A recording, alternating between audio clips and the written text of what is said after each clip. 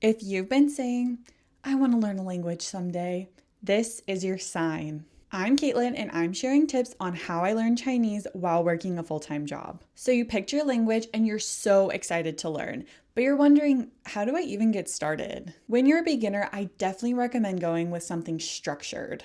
So this could be something like enrolling in a class, working with a tutor, using an app, or using a textbook. If you're learning Chinese and you're wanting to self-study, I recommend either using the app Hello Chinese or using the HSK textbooks. When you're first starting out, it's so important to start with something that's structured. There's so much to learn and you can really get overwhelmed by everything. Using a structured course or material is so important in the beginning because somebody has already gone through and done the hard work of figuring out what is the high frequency vocabulary and grammar that you should learn. And it's usually built in a way that builds on itself. So you start out with some of the more simple things and then you can move on to harder and more complex topics. If you were to just pick a random 100 words that you want to learn in a language, who knows whether or not those things would actually be helpful and whether or not they're actually used in everyday language. And that's really the beauty of a course. It's going to guide you and hold your hand, taking you through all the beginner information. Now, of course, once you reach higher levels of the language, you can start to self-study and just kind of go off on your own.